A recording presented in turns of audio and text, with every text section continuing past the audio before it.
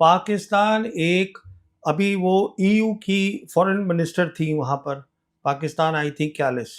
उन्होंने कहा है that Pakistan is a regional major power. And how do you define the region? Region क्या है? रीजन आज ये 3 एरियाज हैं: central Asian republics, west Asia, south Asia. और आज Trump needs Asim Munir more than Asim Munir needs Trump. जो अब्राहम अकॉर्ड है, पाकिस्तान का क्या रिस्पांस आया उसके ऊपर? कि हम नहीं करेंगे। नहीं, उन्होंने कहा कि हम तो इसको तभी कंसिडर करेंगे अगर स्टेट ऑफ पैलेस्टाइन पहले करोगे। और उन्होंने ये कहा कि जहां तक नेतन्याहू है, ही इज अ टेररिस्ट। आज जो है आर्मी चीफ जो है उनका, जो फील्ड मार्शल आसिम मुनीर है, एंड द जनरल हेड।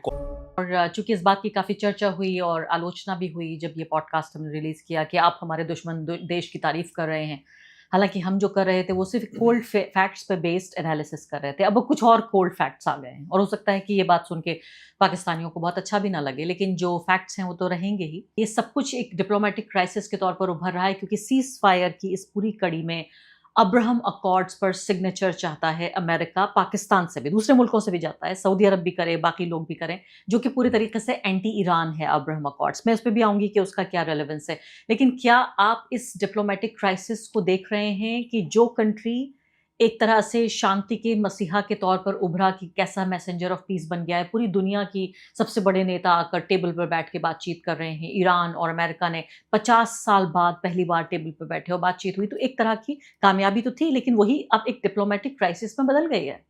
देखिए, इसके ऊपर भी आपसे मेरा नज़रिया बिल्कुल अलग है। जैसे हम ईरान पे बात कर रहे थे, पाकिस्तान एक अभी वो ईयू की फॉरेन मिनिस्टर थी वहाँ पर, पाकिस्तान आई थी क्यालिस। उन्होंने कहा है that Pakistan is a regional major power. And how do you define the region? Region क्या है? रीजन आज ये 3 एरियाज हैं: central Asian republics, west Asia, south Asia. और आज Trump needs Asim Munir more than Asim Munir needs Trump.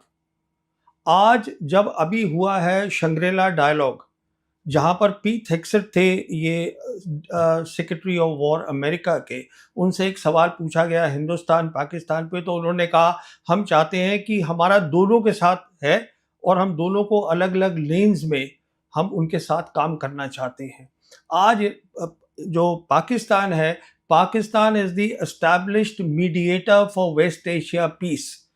अगर यहाँ पीस होगी, उसकी मीडिएशन होगी, जो अभी हम उस स्टेज पे पहुंचे ही नहीं है, क्योंकि ये सीज फायर ही नहीं हो पा रहा है। अगर होगी तो फिर से पाकिस्तान होगा। पाकिस्तान का जो है, ये जितनी भी कंट्रीज हैं रीजन की, सबके साथ रिश्ता अच्छा है। लेकिन फंस तो गया पाकिस्तान। पाकिस्तान कहाँ फंसा है? फंस ये गया कि अमेरिका ये चाहता है कि इससे पहले कि कोई भी सीज फायर हो, उसकी प्री कंडीशन, पहली शर्त ये लगा दी है कि अब्राहम अकॉर्ड्स पर ये मुस्लिम देशों को सिग्नेचर करने होंगे। क्या पाकिस्तान इजराइल को रिकॉग्नाइज कर सकता है? नहीं, देखिए, पहली बात तो प्रेसिडेंट ट्रंप को आप सीरियसली मत लीजिए, पहली बात। दूसरी बात, प्रेसिडेंट ट्रंप जो है, क्या वर्ड होता है, ही फील्स हेल्पलेस, लाचार है इस समय। यू सी, मैं इसलिए ये बोल रहा हूँ, जो अब्राहम अकॉर्ड है, पाकिस्तान का क्या रिस्पांस आया उसके ऊपर? कि हम नहीं करेंगे। नहीं, उन्होंने कहा कि हम तो इसको तभी कंसिडर करेंगे अगर स्टेट ऑफ पैलेस्टाइन पहले करोगे। और उन्होंने ये कहा कि जहां तक नेतन्याहू है, he is a terrorist. This is a strong response coming. फिर क्यों गए सऊदी अरब? इसलिए उन्होंने ये रिस्पॉन्स दिया, because they know that America needs them. आज अमेरिका को अगर, देखिए, ईरान से अगर बात अमेरिका करेगा, ईरान के लिए आज मीडिएटर बेस्ट जो है वो पाकिस्तान है। Pakistan is acceptable to China, Pakistan is acceptable to Russia, इसलिए Pakistan is the best, is the only choice. देखिए, पाकिस्तान में जो एक अच्छी बात रही वो उनकी आर्मी रही। सुनिए इस बात को, जो पाकिस्तान के आर्मी चीफ हैं, जब पहली जंग हुई जम्मू कश्मीर की, जब सीज फायर लाइन बनी 1 जनवरी 1949 को सीज फायर लाइन बन गई, उसके बाद जो रिस्पॉन्सिबिलिटी हो गई जनरल हेडक्वार्टर्स की, वो ये हो गई कि हमें इंडिया के मुताल्लिक जो फॉरेन पॉलिसी है उसको हम ध्यान रखेंगे। We are responsible and we are also responsible for the security of Pakistan. Because उस समय जो उनका कैपिटल था दैट वाज इन कराची। 14 उधर कराची में बिल्कुल। था। अच्छा, उसके बाद क्या हुआ, जब उन्होंने ये टेस्ट कर लिया 1998 में टेस्ट किया पाकिस्तान ने, उसके बाद पाकिस्तान जनरल हेडक्वार्टर ने बोला अब हम फॉरेन पॉलिसी भी रखेंगे, हम करेंगे। कहने का मतलब ये है कि जो उनका जनरल हेडक्वार्टर है, जो उनकी टॉप लीडरशिप है, उसको एक्सपीरियंस बहुत है इन चीज़ों का। उनको देखिए ये चीज़ें एक्सपीरियंस से भी आती हैं, और हर बार उन्होंने जब भी करी है बातचीत या दोस्ती करी है अमेरिका के साथ, पाकिस्तानी जीते हैं। वो इसलिए जीते हैं क्योंकि उनको ये भी पता है कब छोड़ना है अमेरिका को, वो छोड़ देते लेकिन हैं। इसके पीछे तो मुझे लगता है सानी साहब यही है कि उनकी जो ज्योग्राफिकल लोकेशन है वो इस तरह से है कि वो बार्गेन कर सकते हैं, वो चाहें तो ब्लैकमेल भी कर नहीं सकते नहीं, वो हैं। तो हमारी भी बॉर्डर्स, ना ना ना ना हमारा ना बॉर्डर तो ईरान से नहीं मिलता। ना ना ना ना, हमारी बहुत अच्छी लोकेशन है। देखिए आज से जब मोदी सरकार आई थी, उस समय ये बात होती थी कि जो तीनों बड़ी ताकतें हैं, मल्टीपोलर वर्ल्ड बन गई थी तकरीबन, लोग मानते हैं 2017 में। उस समय मोदी सरकार थी यहाँ। उस समय सारा फोकस जो था वो इंडो पैसिफिक के ऊपर था, यूरेशिया पे नहीं था। अब यूरेशिया पे चला गया है। तो इंडो पैसिफिक पे जो था, अगर आप हमारी लोकेशन देखें, हम बीच बैठे हुए हैं इंडियन ओशन के। तो तीनों बड़ी ताकतें हमसे बात करना चाहती थी, पर हमने कहा कि हम चीन से बात नहीं करेंगे, और हमने कहा कि जो रशिया है वो अब इट इज अ पावर जो डिक्लाइन में है। जो हमारे अभी सीडीएस रिटायर हुए हैं अनिल चौहान, ये उनकी स्टेटमेंट है, हम सिर्फ अमेरिका के साथ बात करेंगे। तो कहने, और अमेरिका हमको जो है वो बराबरी से बात नहीं करता, अमेरिका किसी के साथ बराबरी से बात नहीं करता, उनकी आदत यही है। कहने का मतलब ये है कि ये लोकेशन तो एक चीज होती है, दूसरी चीज क्या होती है जो पाकिस्तान के हक में है। एक लोकेशन है, मुस्लिम नेशन है, न्यूक्लियर वेपन है, दुनिया इस नतीजे पर पहुंची है, जो कि ईयू के foreign minister this lady also said the same thing in Pakistan, that you are a regional major power. How did they come to this conclusion? उसी तरीके से जैसे अमेरिका पहुंची बिकॉज ऑफ ऑपरेशन सिंदूर। लेकिन अगर इतने ही शानदार तो लोग होते तो इकोनॉमी इतनी खराब अब क्यों देखिए ये होती? दो बातें हो गई। नहीं ना तो ना लेकिन ना आप बताइए आर्मी का भी पूरा ना ना ना बजट। ना नहीं नहीं, सुनिए सुनिए बात को, ये दो बातें हो गई। अब security policy, foreign policy, governance, these are separate things. अब गवर्नेंस में कमजोरी है, वो उनको ठीक करनी नहीं, पड़ेगी। लेकिन देखिए एक गरीब मुल्क के लिए आपने चूंकि उनकी आर्मी हाँ की हाँ तारीफ की, हाँ इसलिए मैं सवाल हाँ यहाँ ये हाँ पैदा होता है कि एक इतने गरीब मुल्क के हाँ लिए हाँ सिर्फ इसलिए कि उनकी पूरी आर्मी और पूरी जो उनकी स्ट्रेटजी है वो इंडिया के अगेंस्ट है, इंडिया सेंट्रिक है, इसलिए एक बड़ा हिस्सा उनके बजट का जाता है उनकी आर्मी। हमारे यहाँ भी बहुत कोशिश करते हैं लोग कि ज्यादा से ज्यादा डिफेंस को जाए बजट। हो सकता है आप एक पूर्व सैनिक के तौर पर आप भी इस बात की वकालत करें, मैं इसकी वकालत नहीं करती कि ज्यादा बजट जाना चाहिए डिफेंस को। मुझे लगता है वो एजुकेशन में जाना चाहिए और दूसरे वेलफेयर के कामों में जाना चाहिए। लेकिन अगर यही आर्मी का ये पूरा कंट्रोल नहीं होता तो उनकी इकोनॉमी बेटर होती। क्यों वर्ल्ड बैंक, आईएमएफ और अमेरिका और साथ साथ सऊदी अरब, यूएई, इन सब की डोनेशंस पे तो ये मुल्क, ये जो मुल्क है हमारा पड़ोसी मुल्क, ये डिपेंड करता है। तो इतने शानदार कैसे हो गए, इतने कामयाब कैसे तो हो गए? अब आप इसका जवाब सुनिए। जवाब इसका ये है, ये दोनों चीजें अहम होती हैं, देश की तरक्की, डेवलपमेंट, और आपकी सॉवरेन इंटीग्रिटी, कि आपके बॉर्डर सिक्योर हैं। अच्छा, अभी तक क्या होता था, जब यूनिपोलर वर्ल्ड था, तब ये सोच होती थी, सबकी होती थी, कि आप ज्यादा पैसा जो है आप उस पर लगाइए सिक्योरिटी के ऊपर, फौज खड़ी करिएगा। अब एक जो नई सोच आ रही है, जिसका मैं बता रहा हूं न्यू वर्ल्ड ऑर्डर, इसमें एक नया कॉन्सेप्ट आ रहा है, जो कि जिसको सपोर्ट कर रही है चाइना और रशिया, और जो शी जिनपिंग ने प्राइम मिनिस्टर मोदी को भी बताया था अक्टूबर 2019 में, जब महाबलीपुरम में सेकंड इनफॉर्मल समिट हुई थी। उसको कहते हैं हम कलेक्टिव सिक्योरिटी।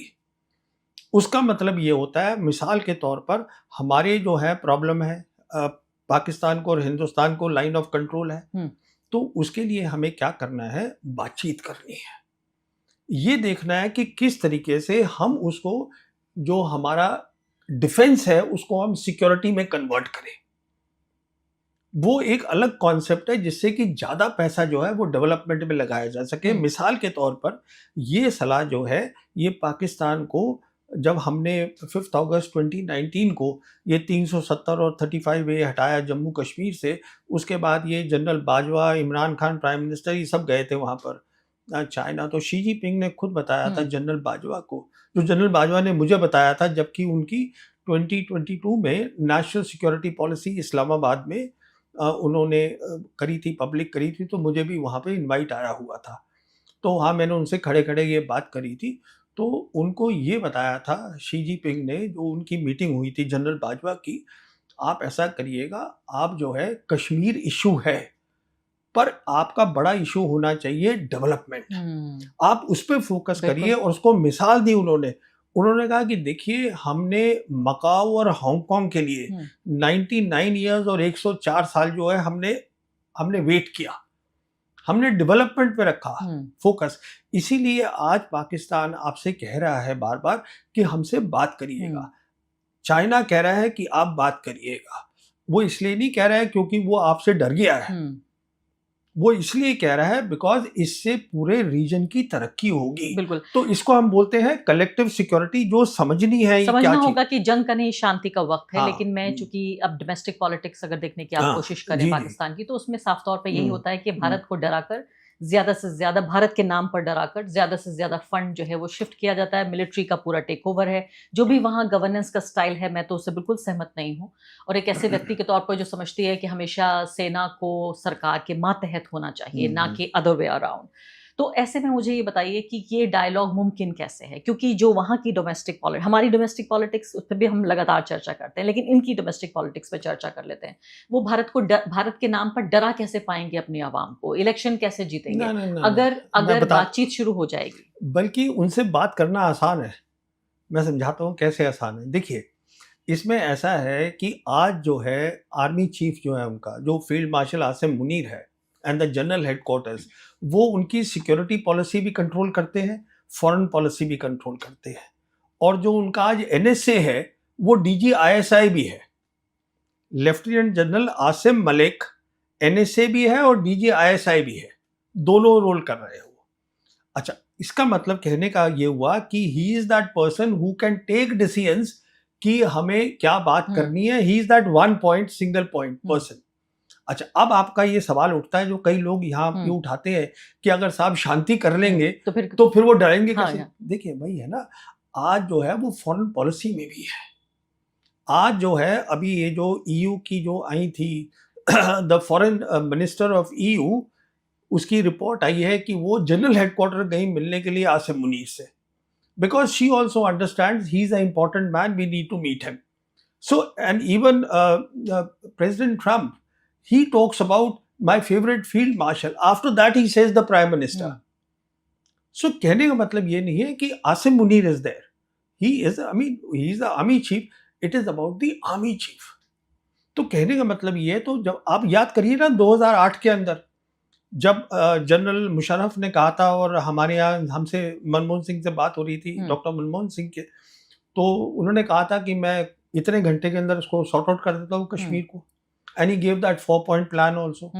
और वो कर भी सकते थे, फिर वहां पे उनकी अपनी प्रॉब्लम्स हो गई, हमारे यहाँ भी कुछ क्योंकि प्रॉब्लम्स हो गई। सेंट्रलाइज्ड है वहाँ पावर, डेमोक्रेसी कम है। वो लॉयर्स की वो हो गई नहीं, वहां और फिर पे। ये भी है ना कि वहाँ कुछ लोग मिलकर सारा फैसला कर सकते देखिए, हैं। उनसे बातचीत करनी बहुत आसान है, क्योंकि उसमें ये नहीं है कि आपको उससे भी बात करनी है, उससे भी बात करनी है, इससे भी बात, आपको पता है किससे बात करनी है, पर हम बात करते नहीं है। आप इसको अच्छी चीज बता रहे हैं, मेरी नजर में ये बहुत अच्छी चीज नहीं हाँ। है। मैं जो सेंट्रलाइज्ड पावर है मैं उसके खिलाफ नहीं हूं। नहीं, वो खैर, हमारा ओपिनियन में डिफरेंस हो सकता है। Last word let me say on this, see, let me not comment, and I think nobody should comment on the governance of any other country. अब वो भी हमारी गवर्नेंस पे कमेंट कर सकते हैं, अच्छा नहीं लगेगा। एक फ्री वर्ल्ड में तो होनी चाहिए सबको किस इजाजत। बात की? इस बात की इजाजत। देखिए, ये चाइनीज की मुझे एक बात बहुत अच्छी लगी।